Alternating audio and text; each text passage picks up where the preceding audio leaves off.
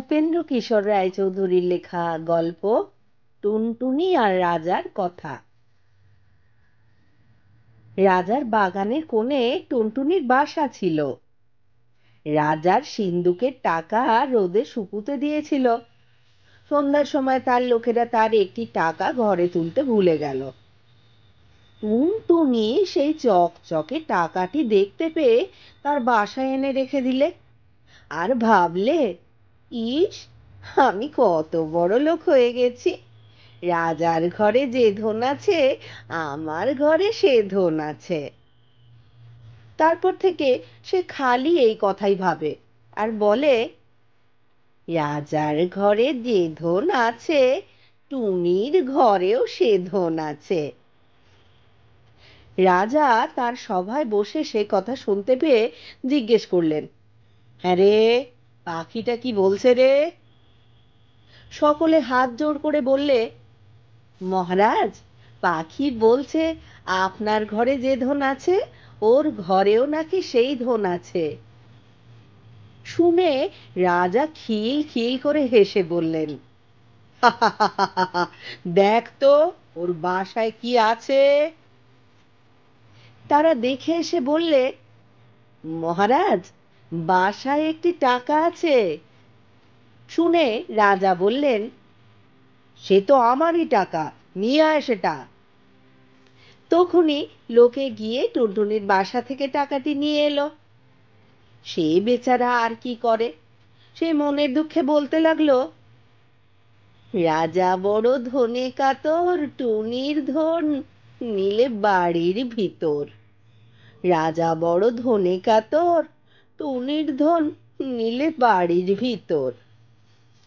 শুনে রাজা আবার হেসে বললেন, পাখিটা তো বড় ঢ্যাঁটা রে, যা ওর টাকা ফিরিয়ে দিয়ে আয়। টাকা ফিরে পেয়ে টুনির বড় আনন্দ হয়েছে। তখন সে বলছে,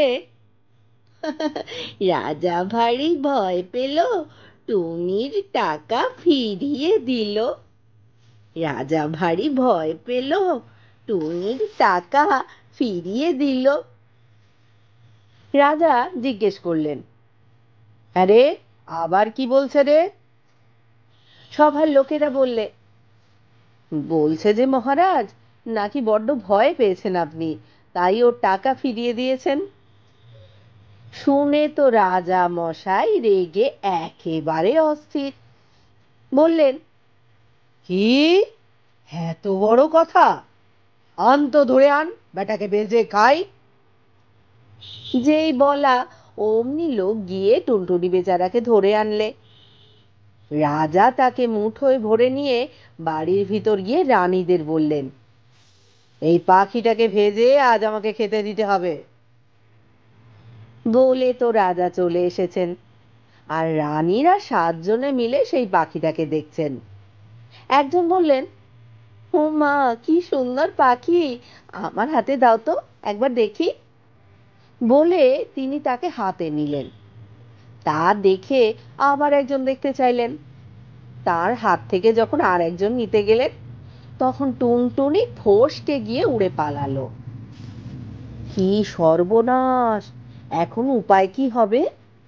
রাজা জানতে পারলে তো রক্ষা থাকবে না। এমনই করে তারা দুঃখ করছেন, এমন সময় একটা ব্যাঙ সেইখান দিয়ে থপ থপ করে যাচ্ছে। 7 রানী তাকে দেখতে পেয়ে খপ করে ধরে ফেললেন আর বললেন, চুপ চুপ, কেউ যেন জানতে না পারে। এইটাকেই ভেজে দিই, আর রাজা মশাই খেয়ে ভাববেন টুনটুনি খেয়েছেন। সেই ব্যাঙটার ছাল ছাড়িয়ে তাকে ভেজে রাজা মশাইকে দিলে তিনি খেয়ে ভারী খুশি হলেন। তারপর সবে তিনি সভায় গিয়ে বসেছেন আর ভাবছেন, এবারে পাখির বাছাকে জব্দ করেছি। অমনি টুনি বলছে, বড় মজা বড় মজা, রাজা খেলেন ব্যাঙ ভাজা। বড় মজা বড় মজা, রাজা খেলেন ব্যাঙ ভাজা। শুনেই তো রাজা মশাই লাফিয়ে উঠেছেন। তখন তিনি থুতু ফেলেন, ওয়াক তোলেন, মুখ ধোন, আরো কত কি করেন।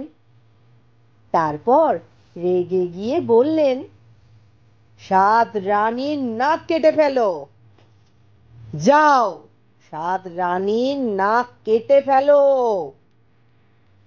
অমনি জল্লাদ গিয়ে 7 রানীর নাক কেটে ফেললে। তা দেখে টুনটুনি বললে, এক টুনিতে টুনটুনালো, 7 রানীর নাক কাটালো। এক টুনিতে টুনটুনালো, 7 রানীর নাক কাটালো। তখন রাজা বললেন, আন বেটাকে ধরে, এবার গিলে খাবো, দেখি কেমন করে পালায়। টুনটুনিকে ধরে আনলে।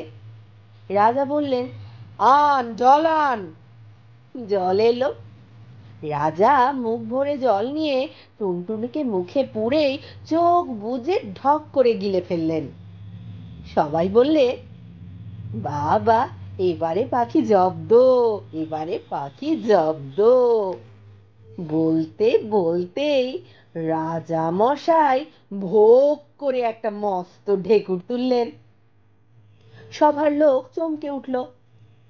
আর টুনটুনি সেই ঢেকুরের সঙ্গে বেরিয়ে এসে উড়ে পালালো। রাজা বললেন, গেল গেল, ধর ধর। অমনি 200 লোক ছুটে গিয়ে আবার বেচারাকে ধরে আনলো। তারপর আবার জল নিয়ে এলো, আর সিপাই এসে তলোয়ার নিয়ে রাজামশাইয়ের কাছে দাঁড়ালো। টুনটুনি বেরুলেই তাকে 2 টুকরো করে ফেলবে।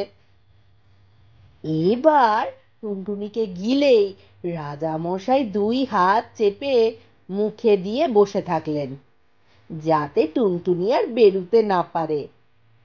সে বেচারা পেটের ভিতরে গিয়ে ভয়ানক ছটফট করতে লাগলো। খানিক বাদে রাজামশাই নাক সিটকিয়ে বললেন, ওয়াক ওয়াক।